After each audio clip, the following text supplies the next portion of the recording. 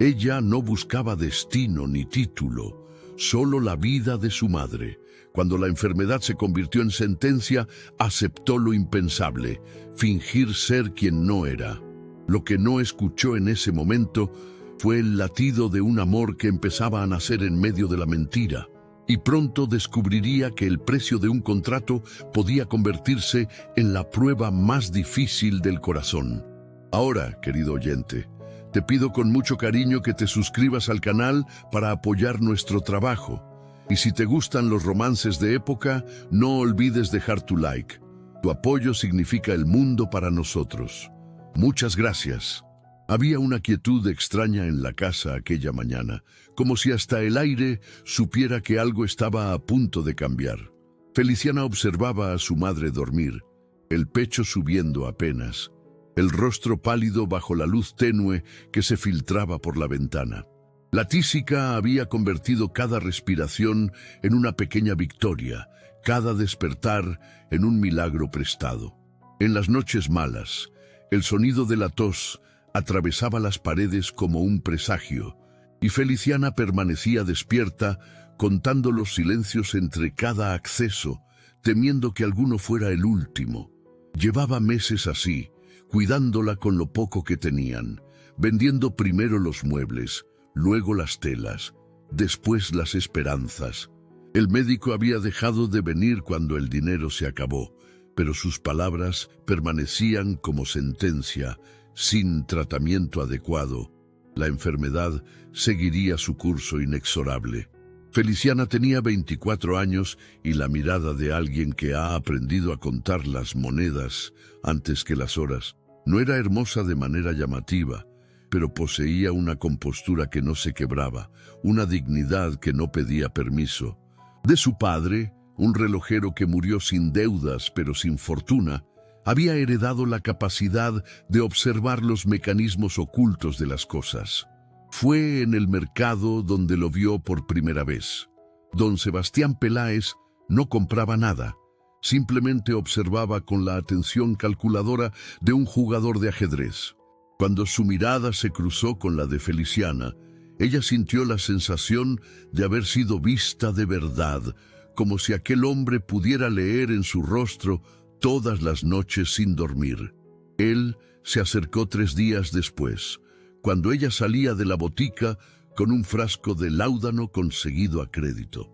«Mi nombre es Sebastián Peláez», dijo sin preámbulos, «y creo que puedo ayudarla». Feliciana no respondió de inmediato. Había aprendido que los hombres que ofrecen ayuda a mujeres solas rara vez lo hacen sin esperar algo a cambio. «No tengo nada que ofrecer, señor». Él sonrió, pero no con crueldad, con algo que se parecía al reconocimiento. «Tiene exactamente lo que necesito: compostura, discreción, la capacidad de sostener una mentira sin quebrarse». Las palabras cayeron entre ellos como piedras en un estanque. Feliciana debería haberse marchado en ese momento. Debería haber fingido ofensa, indignación, cualquier cosa que una mujer decente fingiría ante semejante propuesta. Pero no lo hizo, porque había escuchado a su madre toser sangre esa madrugada y sabía que la decencia no cura la tísica. «Escucho», dijo simplemente. Don Sebastián la condujo a una posada discreta. Allí, con frialdad de notario, le explicó la situación. Había un duque en las tierras altas de Soria, don Augusto de Rivas, que necesitaba una esposa por razones políticas. No cualquier esposa, una mujer de linaje menor, pero verificable. El duque era viudo, tenía una hija pequeña, y su posición requería una alianza matrimonial. «¿Y qué tiene que ver eso conmigo?», preguntó Feliciana. «Usted no tiene linaje, pero yo puedo dárselo. Existe una familia, los Medrano de Ibarra, hidalgos del norte cuyas líneas se perdieron en las guerras. Los registros están incompletos, los testigos muertos. Nadie podría demostrar que usted no es quien dice ser».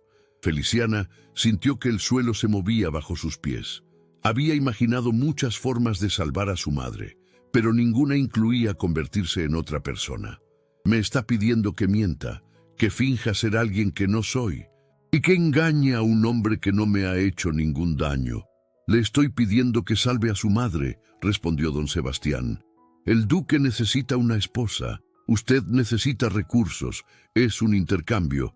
Cuando la alianza esté consolidada, encontraremos una salida limpia. Nadie saldrá herido, excepto mi conciencia. La conciencia es un lujo, y usted no puede permitirse lujos.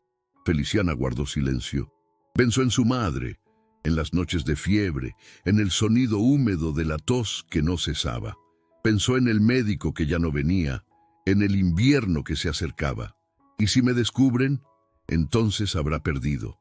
Pero si no acepta, ya ha perdido de todos modos. La lógica era cruel, pero irrefutable. Feliciana cerró los ojos un instante. En la oscuridad de sus párpados vio el rostro de su madre, los pómulos cada vez más afilados, las manos que antes bordaban con destreza y ahora apenas podían sostener una taza. Vio el invierno acercándose, las noches sin fuego, el final que nadie nombraba pero todos presentían. Cuando abrió los ojos, su decisión ya estaba tomada. «Acepto», dijo, y su voz no tembló. Don Sebastián asintió, satisfecho. En sus ojos brillaba el placer del jugador que ve caer la pieza exactamente donde la esperaba. El contrato estaba sellado, no con tinta ni papel, sino con algo mucho más vinculante. La desesperación de una hija y la ambición de un hombre que sabía exactamente cómo usar ambas cosas. Feliciana regresó a casa convertida en otra persona. Su madre la esperaba dormida, ajena a todo. Feliciana se sentó junto a su cama, tomó su mano fría entre las suyas y le prometió en silencio que viviría, aunque el precio fuera su propia alma. El carruaje atravesó las últimas colinas al atardecer, cuando el sol teñía de oro las tierras altas de Soria. Feliciana había viajado durante 3 días, cada legua, alejándola más de la mujer que había sido. Don Sebastián había dispuesto todo con precisión. Los documentos, las cartas de presentación, el vestido sobrio pero elegante que ahora llevaba puesto. Doña Feliciana Medrano de Ibarra, así la llamarían a partir de ahora. Hija de hidalgos del norte, huérfana, criada por una tía en Navarra hasta que la muerte también se la llevó. Una historia triste pero común, imposible de verificar.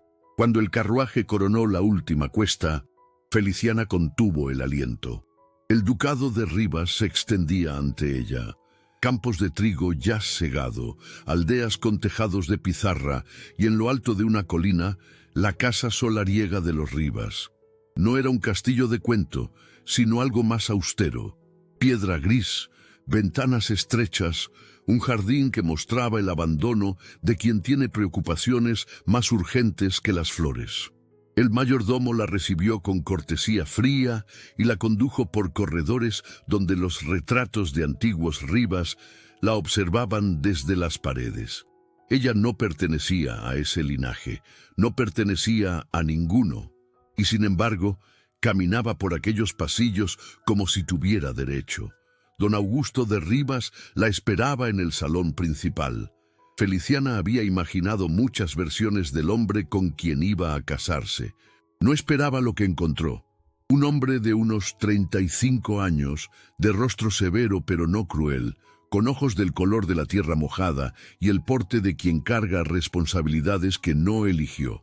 Él la estudió durante un largo momento, no con deseo ni con desprecio, sino con la atención de quien examina un documento antes de firmarlo. «Doña Feliciana», dijo finalmente, «bienvenida a esta casa». Su voz era grave, medida, desprovista de emoción. Feliciana hizo una reverencia perfecta, tal como don Sebastián le había enseñado. «Gracias, señor duque. Es un honor estar aquí. El honor es mío. Don Sebastián me ha hablado bien de usted». Había algo en la forma en que pronunció aquellas palabras que hizo que Feliciana se preguntara cuánto sabía realmente el duque. ¿Conocía la verdad? ¿Sospechaba algo? ¿O simplemente aceptaba el arreglo como lo que era? Una transacción necesaria. «Supongo que conoce los términos de nuestro acuerdo», continuó don Augusto. Los conozco, señor. Entonces sabe que este matrimonio es una alianza, no un romance. No espero de usted más que discreción y compostura. A cambio, tendrá un hogar, una posición y todo lo que necesite. ¿Le parece justo? Me parece claro, respondió Feliciana. Por primera vez, algo parecido a una sonrisa cruzó el rostro del duque. No llegó a sus ojos, pero suavizó por un instante la dureza de sus facciones. La claridad es una virtud rara. Confío en que nos entenderemos. Antes de que Feliciana pudiera responder, una puerta lateral se abrió y una niña entró en el salón. Tendría unos 8 años, el cabello oscuro recogido en trenzas, los ojos idénticos a los de su padre, pero con algo que los de él habían perdido: curiosidad.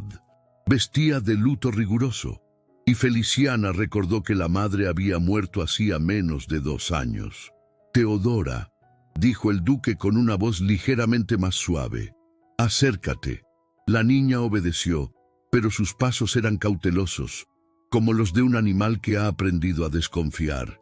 Se detuvo junto a su padre y miró a Feliciana con una mezcla de recelo y esperanza que le partió el corazón.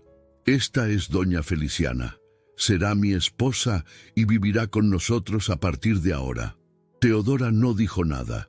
Solo asintió levemente, sin apartar los ojos de aquella extraña que venía a ocupar un lugar que no le correspondía. Feliciana se arrodilló para quedar a la altura de la niña. No intentó tocarla, ni forzar una cercanía que no existía. Simplemente la miró con la misma honestidad con que hubiera querido que alguien la mirara a ella cuando era pequeña y el mundo le parecía demasiado grande.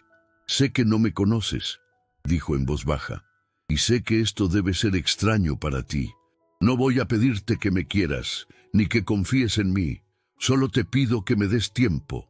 Teodora parpadeó, sorprendida quizás por aquella franqueza. Luego, casi imperceptiblemente, asintió. Don Augusto observaba la escena con expresión indescifrable. Cuando Feliciana se incorporó, él hizo un gesto al mayordomo. «Muéstrele sus aposentos. La cena se servirá a las 8». Y así, sin más ceremonia, Feliciana fue conducida a las habitaciones que serían suyas.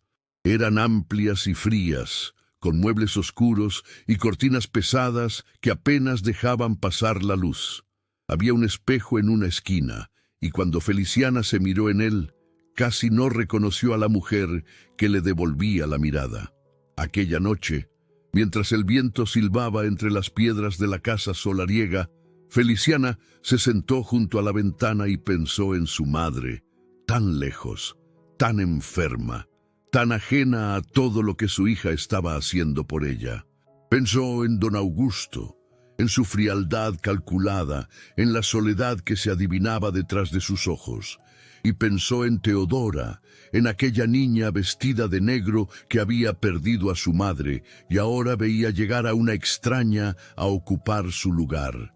El contrato estaba en marcha, la mentira había comenzado, y Feliciana, sola en aquella habitación que no era suya, se preguntó cuánto tiempo podría sostenerla antes de que la verdad la destruyera. Las semanas fueron pasando con la lentitud de la miel en invierno. Feliciana aprendió los ritmos de la casa solariega como quien aprende una lengua extranjera.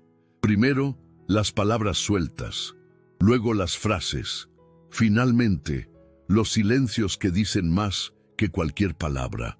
El duque partía temprano cada mañana para atender los asuntos del ducado. Regresaba al atardecer, cenaba en silencio y se retiraba a su despacho, donde la luz de las velas ardía hasta bien entrada la noche. Feliciana lo veía apenas durante las comidas, intercambiando las cortesías mínimas que su posición exigía. Él no le preguntaba por su pasado, y ella agradecía aquel desinterés que le permitía mantener intacta la mentira. Pero fue Teodora quien cambió todo. La niña la observaba desde lejos durante los primeros días, como un gato callejero que ha aprendido a desconfiar de las manos extendidas. No hablaba más de lo necesario. respondía con monosílabos y desaparecía en cuanto las formalidades lo permitían. Feliciana no la persiguió. Recordaba demasiado bien lo que se siente cuando alguien intenta ocupar un lugar que no le corresponde.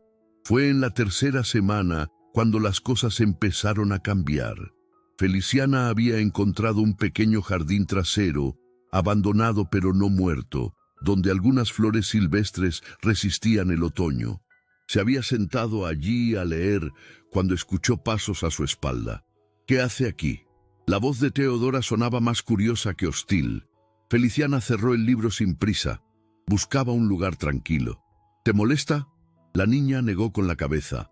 Se quedó de pie, indecisa, como si quisiera acercarse pero no supiera cómo. «Mi madre venía aquí», dijo finalmente. Le gustaban las flores. Feliciana sintió que algo se apretaba en su pecho. Debía ser una mujer hermosa. Lo era. El silencio que siguió no fue incómodo. Fue el silencio de dos personas que comparten un dolor que no necesita explicación.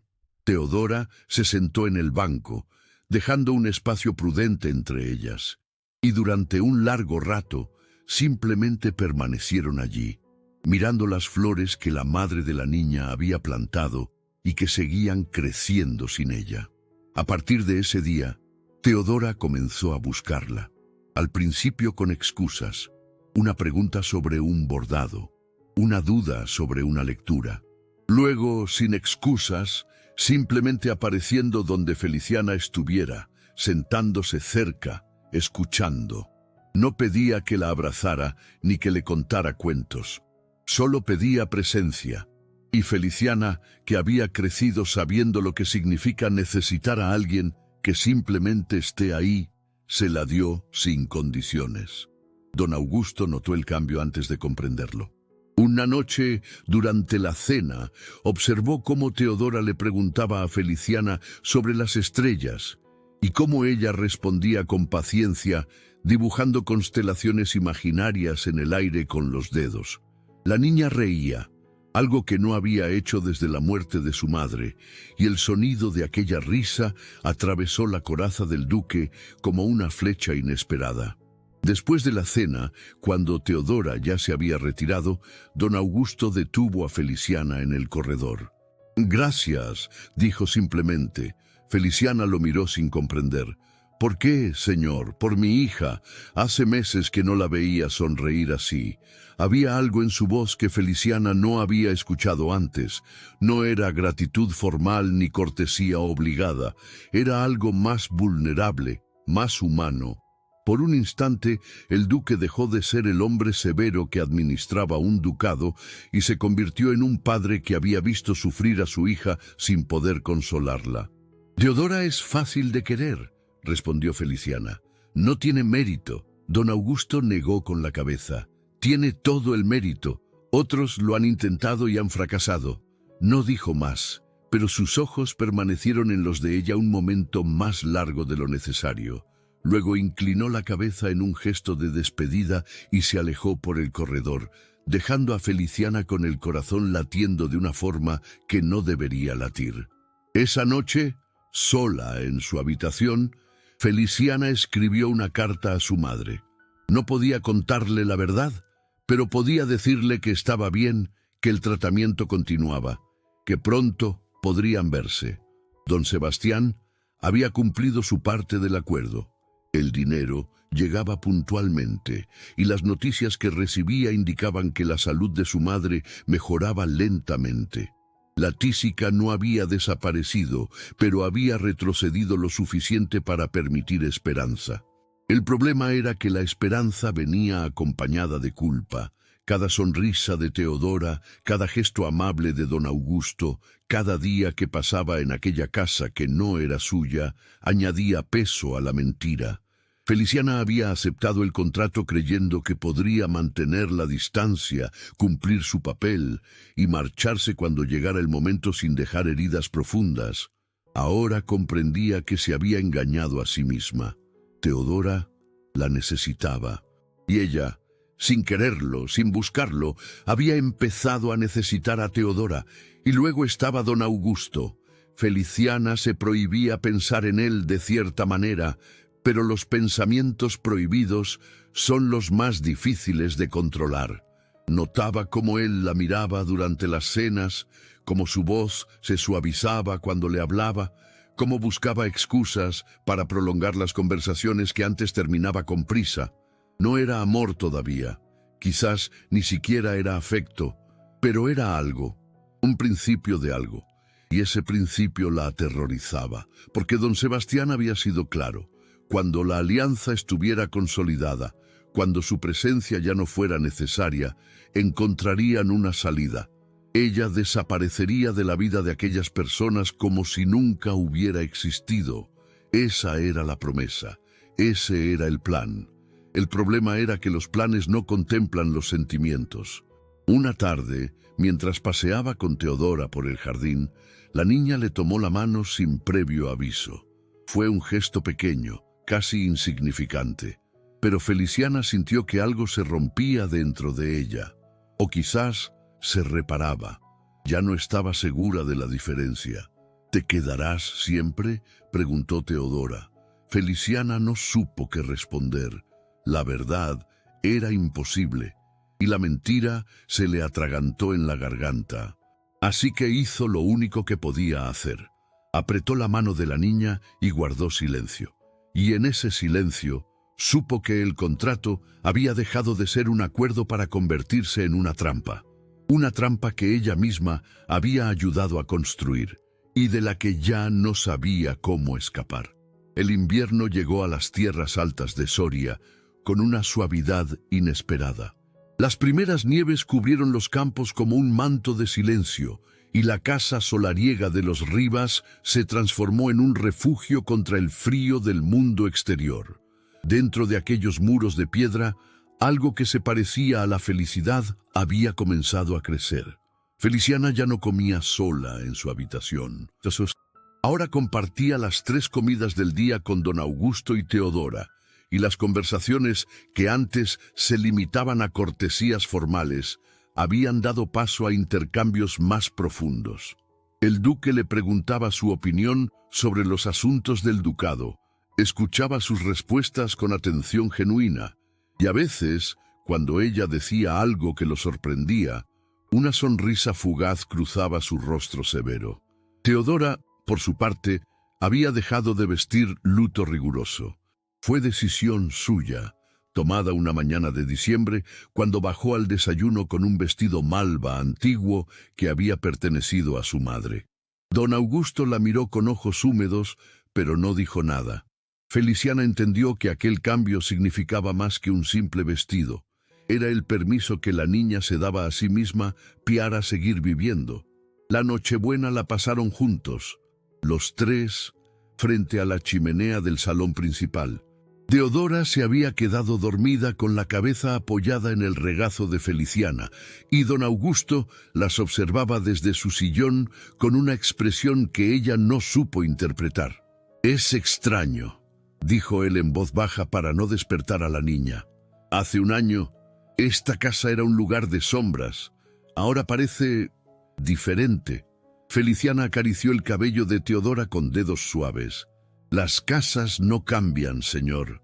Cambian las personas que las habitan». Don Augusto asintió lentamente. «Tiene razón, he cambiado. Teodora ha cambiado. Y usted…» Se detuvo, como si las palabras que venían a continuación fueran demasiado peligrosas para pronunciarlas. «¿Yo qué, señor?». El duque tardó en responder. Cuando lo hizo, su voz era apenas un susurro. «Usted ha cambiado todo». Feliciana sintió que el corazón le daba un vuelco. Sabía que debía decir algo, romper el momento, recordarle que su matrimonio era un acuerdo y nada más. Pero no pudo, porque en los ojos de don Augusto vio algo que la dejó sin palabras. La misma confusión, el mismo miedo, la misma esperanza prohibida que ella sentía cada vez que lo miraba. El momento se rompió cuando Teodora se movió en sueños. Don Augusto apartó la mirada y se puso de pie. «Es tarde. Debería llevar a la niña a su cama». «Yo lo haré», se ofreció Feliciana. «No, permítame». Con una ternura que contrastaba con su apariencia severa, El duque tomó a su hija en brazos y la llevó escaleras arriba. Feliciana se quedó sola frente al fuego, preguntándose cómo había llegado hasta allí y cómo podría salir sin destruirlo todo. Una semana después, don Sebastián Peláez llegó al ducado. Feliciana lo vio desde la ventana de su habitación. El carruaje negro, el paso seguro, la sonrisa de quien tiene todo bajo control. Sintió que el estómago se le encogía. Había casi olvidado que existía un mundo fuera de aquellos muros, un acuerdo que cumplir, una mentira que sostener. Don Sebastián fue recibido como un invitado distinguido. Durante la cena, charló con don Augusto sobre política y negocios. Alabó la administración del ducado y apenas dirigió una mirada a Feliciana. Pero ella conocía aquella mirada. Era la del jugador que revisa sus cartas antes de hacer la apuesta definitiva. Esa noche, cuando la casa dormía, don Sebastián la encontró en el corredor. «Veo que se ha adaptado bien», dijo con voz suave, «mejor de lo que esperaba». Feliciana mantuvo el rostro impasible. «Cumplo con mi parte del acuerdo». «Oh, hace mucho más que eso». El duque la mira como si fuera la única mujer del mundo, y la niña, bueno, la niña prácticamente la adora. Ha superado todas mis expectativas. Había algo en su tono que a Feliciana no le gustó. ¿Qué quiere decir? Don Sebastián se acercó un paso, bajando la voz. Quiero decir que la alianza está casi consolidada.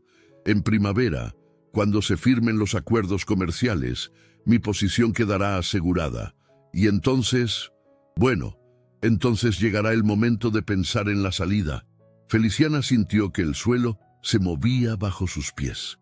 ¿Tan pronto? ¿Pronto? Han pasado 4 meses. Era el plazo previsto. ¿O acaso esperaba quedarse para siempre? La pregunta cayó entre ellos como una piedra en un estanque. Feliciana no supo qué responder, porque la respuesta honesta era demasiado peligrosa. Don Sebastián sonrió, y en aquella sonrisa había algo que se parecía a la compasión, pero no lo era. Entiendo. Se ha encariñado. Es comprensible. Pero debe recordar por qué está aquí. Su madre sigue necesitando el tratamiento. El dinero sigue fluyendo porque usted sigue cumpliendo su función. Si eso cambia... No terminó la frase. No hacía falta. No olvido nada, dijo Feliciana con una firmeza que no sentía. Me alegra oírlo, porque sería una lástima que los sentimientos arruinaran un acuerdo tan beneficioso para todos. Se alejó por el corredor, dejándola sola con el peso de sus palabras. Feliciana se apoyó contra la pared, temblando. Había sido tan fácil olvidar, tan fácil creer que aquella vida podía ser suya, que aquella familia podía ser suya, que aquel hombre que la miraba con ojos de ternura podía ser suyo. Pero nada de eso era real. Todo era un contrato, una mentira, un castillo de arena esperando la marea. Esa noche no durmió. Se quedó sentada junto a la ventana, mirando la nieve que caía sobre los campos del ducado, y pensó en Teodora preguntándole si se quedaría siempre. Pensó en don Augusto diciéndole que había cambiado todo. Pensó en su madre, lejos, enferma, ajena a todo lo que su hija había sacrificado por ella. Y por primera vez desde que había aceptado el acuerdo, Feliciana se permitió imaginar una alternativa. ¿Y si le contara la verdad a don Augusto? ¿Y si le explicara todo desde el principio y le pidiera perdón? ¿Y si él, contra toda lógica, contra toda razón, decidiera perdonarla? Era una fantasía absurda, lo sabía. Un hombre como don Augusto, un duque con reputación que proteger, jamás aceptaría que lo habían engañado. La expulsaría de su casa, de su vida, de la vida de Teodora. Y don Sebastián se aseguraría de que su madre pagara las consecuencias. No había salida, no había alternativa. Solo quedaba seguir adelante, fingir que todo estaba bien y esperar que la primavera llegara lo más tarde posible. Pero mientras la nieve seguía cayendo, Feliciana supo que algo había cambiado irrevocablemente dentro de ella. Ya no quería irse, y esa verdad era más peligrosa que cualquier mentira. La primavera llegó antes de lo esperado. Los campos de Soria se tiñeron de verde, los pájaros regresaron a los aleros de la casa solariega, y Feliciana supo que el tiempo se había agotado. Llevaba semanas preparándose para este momento. Había ensayado las palabras cientos de veces, buscando la forma de explicar lo inexplicable, de pedir perdón por lo imperdonable. Sabía que don Augusto la odiaría. Sabía que Teodora sufriría. Sabía que don Sebastián cumpliría su amenaza y su madre pagaría las consecuencias. Pero ya no podía seguir viviendo una mentira. El amor que sentía por aquellas dos personas era demasiado real para sostenerse sobre cimientos falsos. Eligió una tarde de abril, cuando Teodora había salido a pasear con su institutriz y la casa estaba en silencio. Encontró a don Augusto en su despacho, revisando documentos con el ceño fruncido. Él levantó la mirada cuando ella entró, y su expresión se suavizó de inmediato.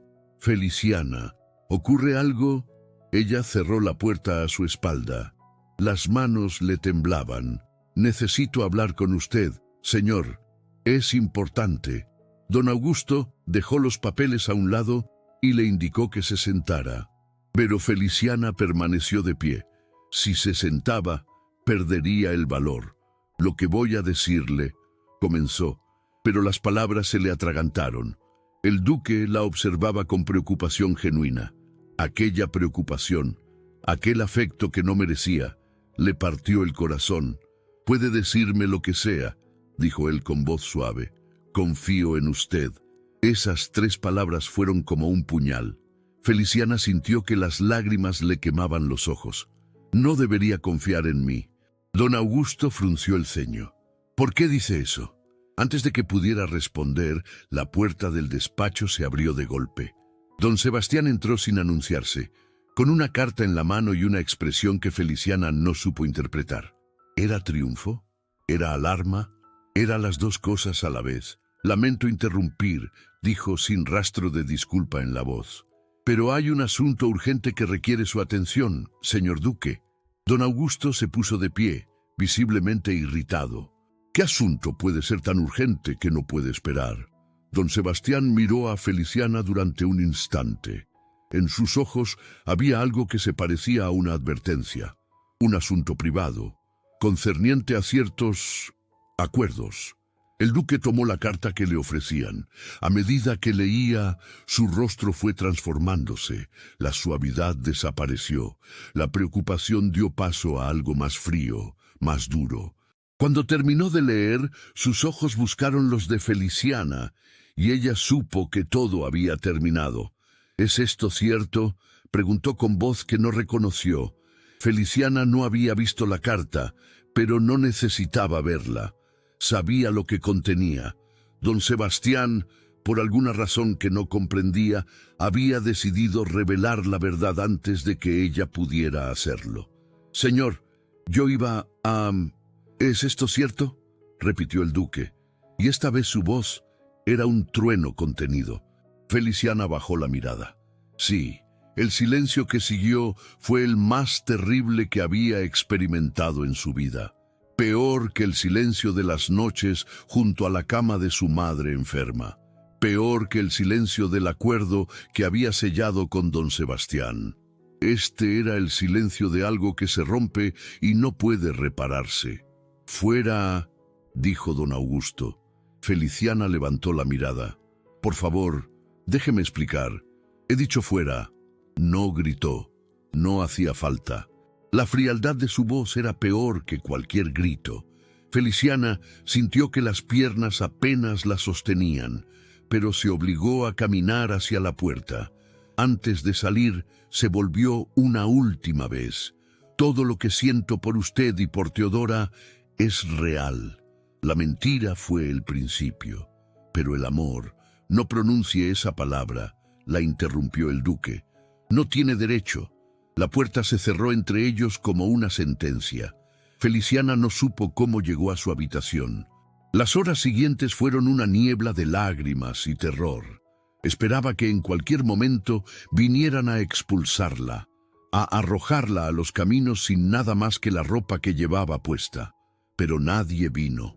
La casa siguió funcionando con normalidad aparente, y ese silencio era peor que cualquier confrontación.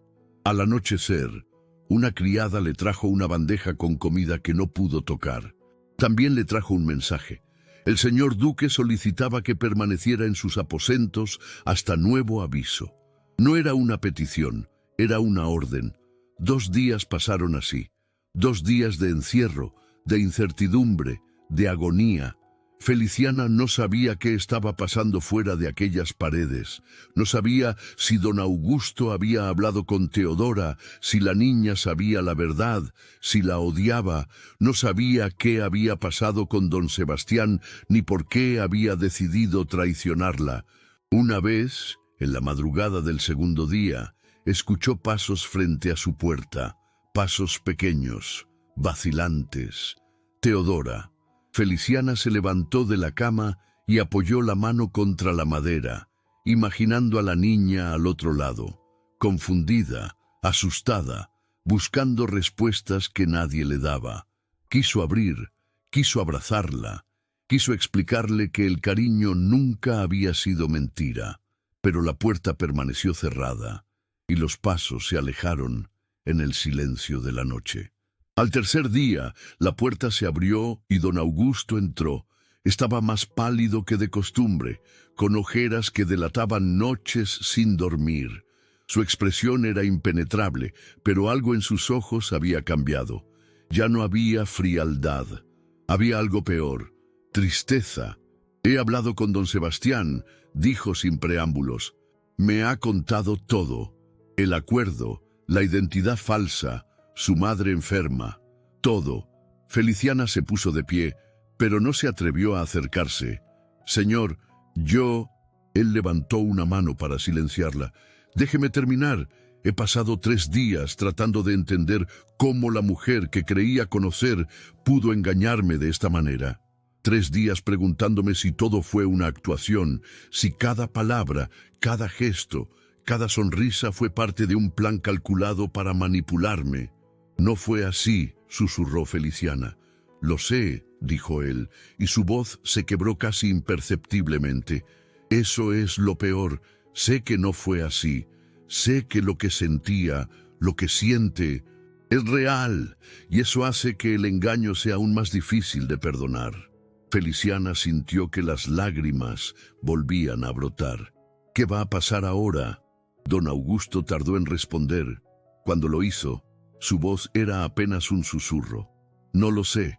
Don Sebastián quiere usar esto contra mí. Tiene documentos, pruebas. Si se hace público que mi matrimonio fue una farsa, mi posición política quedará destruida. Teodora quedará marcada por el escándalo. Todo lo que he construido se detuvo, incapaz de continuar. Feliciana comprendió entonces la magnitud de lo que había hecho. No solo había roto el corazón de un hombre, había puesto en peligro todo lo que él amaba.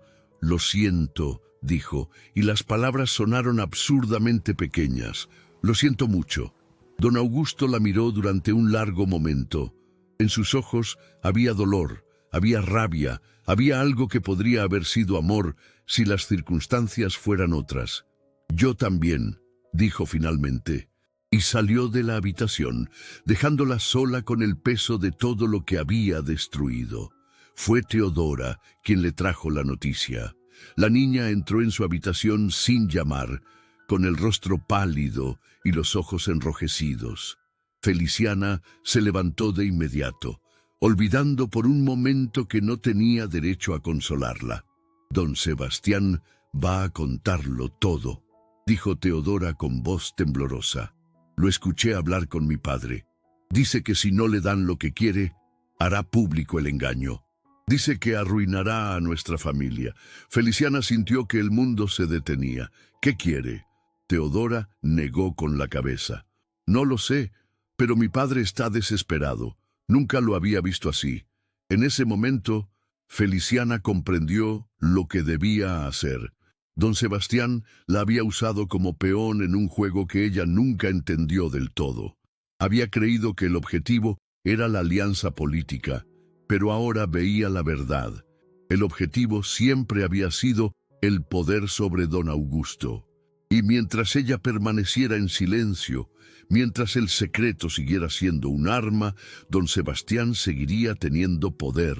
Había una forma de quitárselo, una sola. «Escúchame», dijo tomando las manos de Teodora entre las suyas. «Necesito que confíes en mí una última vez. ¿Puedes hacer eso?» La niña la miró con ojos que habían visto demasiado para su edad.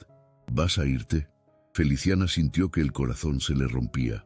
«No lo sé, pero voy a hacer lo correcto». Encontró a don Sebastián en el salón principal, preparando documentos con la tranquilidad de quien tiene todas las cartas. Don Augusto estaba junto a la ventana, con la postura rígida de un hombre derrotado. Feliciana entró sin anunciarse. «He venido a terminar con esto». Don Sebastián levantó la mirada con sonrisa condescendiente. «¿Terminar? No está en posición de terminar nada. Se equivoca». Feliciana se volvió hacia don Augusto. «Señor duque, lo que voy a decir destruirá cualquier posibilidad de perdón, pero necesita saberlo todo». Y habló. Contó la verdad completa. El acuerdo con don Sebastián, la identidad fabricada, la enfermedad de su madre, el dinero. No omitió nada. No buscó excusas. Cuando terminó, se volvió hacia don Sebastián. «Ya no tiene poder sobre mí. El secreto ha dejado de serlo. Haga público lo que quiera». Don Sebastián había perdido la sonrisa. ¿Se da cuenta de lo que hace? Mi madre preferiría morir con dignidad que vivir de una mentira que destruye a inocentes. El silencio que siguió fue denso. Don Augusto miraba a Feliciana como si la viera por primera vez. Fue el duque quien habló primero. «Váyase», dijo a don Sebastián con voz que no admitía réplica. «Váyase y no vuelva jamás». Don Sebastián recogió sus papeles y salió. El sonido de un carruaje alejándose confirmó que se había ido. Feliciana permanecía inmóvil, esperando el veredicto. Don Augusto se acercó lentamente. Se detuvo frente a ella, tan cerca que podía ver las líneas de cansancio en su rostro, las sombras bajo sus ojos, el temblor casi imperceptible de sus manos. «¿Por qué?», preguntó. «¿Por qué lo hizo? Podría haber huido. Podría haber dejado que él me destruyera y salvara a su madre. Porque Teodora merece una familia que no viva bajo amenazas. Porque usted merece saber la verdad. Y porque prefiero perderlo todo, sabiendo que hice lo correcto, que conservarlo, sabiendo que no lo merezco». Don Augusto cerró los ojos un momento. Cuando los abrió, había algo diferente en ellos. No era perdón todavía, era el principio del perdón. «¿Su madre?», dijo. «¿Dónde está?» «En una pensión cerca de Burgos. El tratamiento, iremos a buscarla mañana. Vivirá aquí con nosotros». Feliciana no pudo contener las lágrimas. «¿Por qué haría eso por mí? No lo hago por usted. Lo hago porque es lo correcto, y porque Teodora la necesita, y porque yo», se detuvo, incapaz de terminar la frase, pero no hacía falta. Feliciana entendió. Don Augusto extendió la mano y, con una ternura que ella no merecía pero que aceptó con gratitud, le secó las lágrimas del rostro. «Empezaremos de nuevo», dijo, «sin mentiras, sin contratos, solo la verdad». Feliciana asintió, incapaz de hablar. Desde la puerta, Teodora los observaba con una sonrisa que iluminaba toda la habitación. Corrió hacia ellos y los abrazó a ambos. Y en ese abrazo, Feliciana encontró algo que había creído perdido para siempre. Un hogar, una familia, un amor que había nacido de la mentira, pero que sobreviviría en la verdad. Gracias por este momento compartido. Si aún no formas parte de nuestra comunidad de amantes de las historias de época, suscríbete ahora a Cuentos de Amor de Época y activa las notificaciones para no perderte ni un solo relato. Para marcar tu presencia, deja la palabra romance en los comentarios. Gracias por estar aquí. Que Dios te bendiga siempre.